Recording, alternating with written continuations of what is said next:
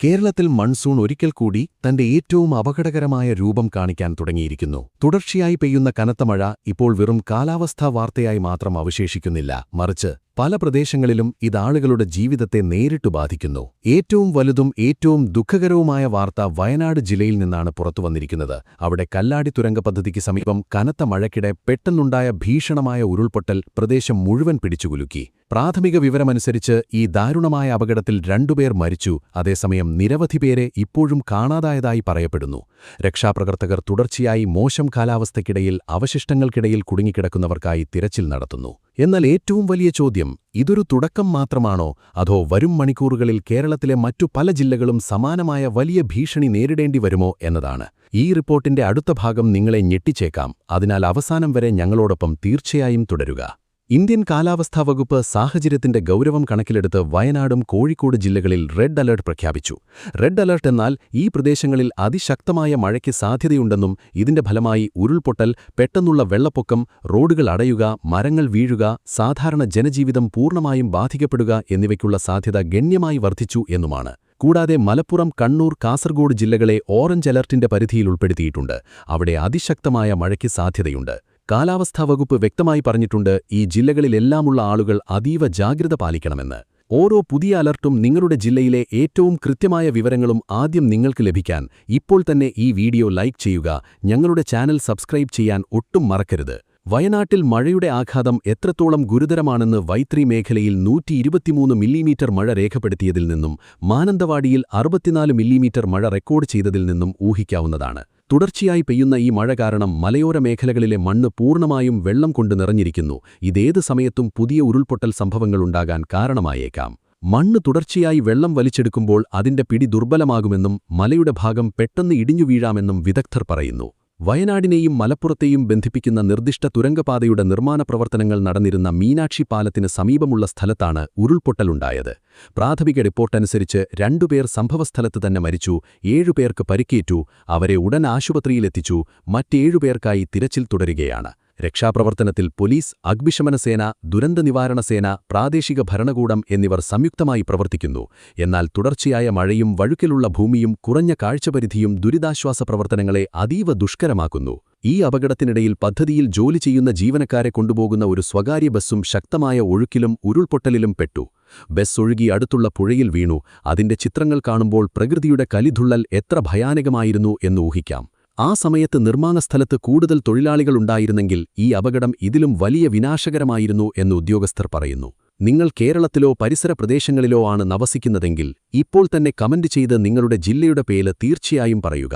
നിങ്ങളുടെ ഒരു വിവരം മറ്റാളുകൾക്കും അവരുടെ പ്രദേശത്തെ സാഹചര്യം മനസ്സിലാക്കാൻ സഹായിച്ചേക്കാം. കാലാവസ്ഥയെക്കുറിച്ചുള്ള ഓരോ വലിയ മുന്നറിയിപ്പും ആദ്യം ലഭിക്കാൻ ആഗ്രഹിക്കുന്നുവെങ്കിൽ ഇപ്പോൾ തന്നെ ഈ വീഡിയോ ലൈക്ക് ചെയ്യുക. ഞങ്ങളുടെ ചാനൽ തീർച്ചയായും സബ്സ്ക്രൈബ് ചെയ്യുക. കാരണം അടുത്ത കുറച്ചു മിനിറ്റുകൾക്കുള്ളിൽ ഏതൊക്കെ ജില്ലകളിലാണ് മഴയുടെ ഏറ്റവും വലിയ ഭീഷണി നിലനിൽക്കുന്നത് എന്ന് ഞങ്ങൾ പറയാൻ പോകുന്നു. ഇതിനിടയിൽ കാലാവസ്ഥാ വകുപ്പ് സംസ്ഥാനം മുഴുവൻ മറ്റൊരു പ്രധാന മുന്നറിയിപ്പ് കൂടി നൽകിയിട്ടുണ്ട്. ഇന്ന് കേരളത്തിലെ എല്ലാ ജില്ലകളിലും വ്യാപകമായ മഴയ്ക്ക് സാധ്യതയുണ്ടെന്ന് അറിയിച്ചിട്ടുണ്ട്. എന്നാൽ മലപ്പുറം, കോഴിക്കോട്, വയനാട്, കണ്ണൂർ, കാസർഗോഡ് ജില്ലകളിൽ യെല്ലോ അലർട്ട് പ്രഖ്യാപിച്ചു. ഇതിനർത്ഥം ഈ ജില്ലകളിൽ മറ്റു പ്രദേശങ്ങളെ അപേക്ഷിച്ച് കൂടുതൽ ശക്തമായ മഴ ലഭിക്കാൻ സാധ്യതയുണ്ട്. പ്രത്യേകിച്ച് താഴ്ന്ന പ്രദേശങ്ങളിലും പുഴയോരങ്ങളിലും നവസിക്കുന്നവർക്കും ഉരുൾപൊട്ടൽ സാധ്യതയുള്ള പ്രദേശങ്ങളിൽ നവസിക്കുന്ന പൗരന്മാർക്കും ഔദ്യോഗിക കാലാവസ്ഥാ അപ്ഡേറ്റുകൾ നിരന്തരം നിരീക്ഷിക്കാൻ നിർദ്ദേശം നൽകിയിട്ടുണ്ട്. കാലാവസ്ഥാ വകുപ്പിന്റെ അറിയിപ്പ് പ്രകാരം തെക്കൻ ഗുജറാത്ത് തീരം മുതൽ വടക്കൻ കേരള തീരം വരെ സമുദ്രനിരപ്പിൽ ഒരു തീരദേശ ന്യൂനപക്ഷ മേഖല സക്രിയമായി തുടരുന്നു. ഇതിനോടൊപ്പം തെക്കൻ ഝാർഖണ്ഡിനും വടക്കൻ ഒഡീഷയ്ക്കും സമീപം തീവ്ര ന്യൂനപക്ഷ മേഖലയും രൂപപ്പെട്ടിട്ടുണ്ട്. ഇത് അടുത്ത 24 മണിക്കൂറിനുള്ളിൽ ഝാർഖണ്ഡ്, വടക്കൻ ഛത്തീസ്ഗഡ്, കിഴക്കൻ മധ്യപ്രദേശിന്റെ ഭാഗത്തേക്ക് നീങ്ങും. ഈ സിസ്റ്റം നേരിട്ട് കേരളത്തിന് മുകളിലല്ലെങ്കിലും രാജ്യത്തുടനീളം മൺസൂൺ ശക്തമായി നിലനിർത്തുന്നതിൽ ഇത് പ്രധാന പങ്ക് വഹിക്കുന്നു. എന്നാൽ ഈ കാലാവസ്ഥാ സിസ്റ്റം വരും 1-2 ദിവസങ്ങളിൽ കേരളത്തിലെ മഴയെ കൂടുതൽ അപകടകരമാക്കുമോ? ഏതൊക്കെ ജില്ലകളിലാണ് അതിശക്തമായ കാറ്റോടുകൂടിയ കനത്ത മഴയുടെ പുതിയ ഘട്ടം ആരംഭിക്കാൻ പോകുന്നത് എന്നതിന്റെ പൂർണ്ണവും അതീവ പ്രധാനവുമായ വെളിപ്പെടുത്തൽ തുടർന്നുമുണ്ടാകും.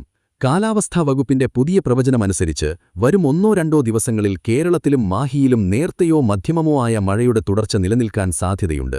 അതേസമയം ചില സ്ഥലങ്ങളിൽ കനത്ത മഴയും കാണാൻ സാധിച്ചേക്കാം. പ്രത്യേകിച്ച് കോഴിക്കോട്, വയനാട്, കണ്ണൂർ, കാസർഗോഡ് ജില്ലകളിൽ അടുത്ത കുറച്ചു മണിക്കൂറുകൾക്കുള്ളിൽ മധ്യമമായ മഴയോടൊപ്പം മണിക്കൂറിൽ 50 കിലോമീറ്റർ വരെ വേഗത്തിൽ ശക്തമായ കാറ്റ് വീശാൻ സാധ്യത പ്രകടിപ്പിച്ചിട്ടുണ്ട്. അതേസമയം പത്തനംതിട്ട, ആലപ്പുഴ, കോട്ടയം, ഇടുക്കി, എറണാകുളം, തൃശൂർ, പാലക്കാട്, മലപ്പുറം ജില്ലകളിൽ നേർത്ത മഴയോടൊപ്പം മണിക്കൂറിൽ 40 കിലോമീറ്റർ വരെ വേഗത്തിൽ ശക്തമായ കാറ്റ് വീശാൻ പ്രവചനം പ്രകടിപ്പിച്ചിട്ടുണ്ട്. ഇത്തരമൊരു സാഹചര്യത്തിൽ കാലാവസ്ഥ ഏതു സമയത്തും പെട്ടെന്ന് മാറാം. സാധാരണമായി കാണുന്ന ആകാശം ചില മിനിറ്റുകൾക്കുള്ളിൽ ശക്തമായ മഴയായും കാറ്റായും മാറിയേക്കാം. തുടർച്ചയായി സക്രിയമായ കാലവർഷവും തീരദേശ ന്യൂനപക്ഷ മേഖലയും കാരണം പല ജില്ലകളിലും വെള്ളക്കെട്ട്, ചെറിയ പാലങ്ങളിൽ വെള്ളം കയറൽ, മലയോര മേഖലകളിൽ മണ്ണിടിച്ചിൽ ഭീഷണി തുടർച്ചയായി നിലനിൽക്കുന്നു. നേരത്തെ തന്നെ തുടർച്ചയായി മഴ ലഭിക്കുന്ന പ്രദേശങ്ങളിൽ മണ്ണ് പൂർണ്ണമായും വെള്ളത്താൽ പൂരിതമായിട്ടുണ്ടെന്ന് കാലാവസ്ഥാ വകുപ്പ് വ്യക്തമായി പറഞ്ഞിട്ടുണ്ട്. ഇത്തരമൊരു സാഹചര്യത്തിൽ ഒരു ശക്തമായ മഴയുടെ ഘട്ടം കൂടി വലിയ ഉരുൾപൊട്ടലിന് കാരണമായേക്കാം. അതിനാൽ മലയോര മേഖലകളിൽ നവസിക്കുന്നവർ അനാവശ്യ യാത്രകൾ ഒഴിവാക്കാനും പ്രാദേശിക ഭരണകൂടത്തിന്റെ നിർദ്ദേശങ്ങൾ പാലിക്കാനും നിർദ്ദേശിച്ചിട്ടുണ്ട്. കനത്ത മഴയോടൊപ്പം ഇടിമിന്നൽ സംഭവങ്ങളും വർദ്ധിച്ചേക്കാം. അതിനാൽ തുറന്ന മൈതാനങ്ങൾ, പാടങ്ങൾ, നദീതീരങ്ങൾ, ഉയർന്ന മരങ്ങൾക്ക് താഴെ നിൽക്കുന്നത് അതീവ അപകടകരമാണ്. ശക്തമായ ഇടിമുഴക്കം കേൾക്കുകയോ മിന്നൽ കാണുകയോ ചെയ്താൽ ഉടൻ തന്നെ ഏതെങ്കിലും ബലമുള്ള കെട്ടിടത്തിനുള്ളിലേക്ക് പോകുക.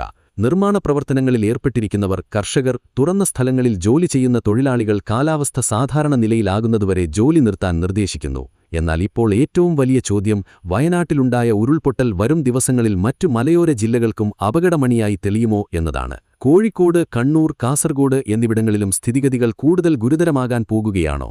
കാലാവസ്ഥാ വകുപ്പിന്റെ അടുത്ത മുന്നറിയിപ്പ് ഈ ചോദ്യങ്ങൾക്കുള്ള ഉത്തരം തീരുമാനിക്കും. അതിനാൽ ഈ വീഡിയോ ഇടയിൽ വെച്ച് ഒട്ടും വിടരുത്. കാരണം വരാനിരിക്കുന്ന വിവരങ്ങൾ നിങ്ങളുടെ ജില്ലയുടെ സുരക്ഷയുമായി നേരിട്ട് ബന്ധപ്പെട്ടതാകാം.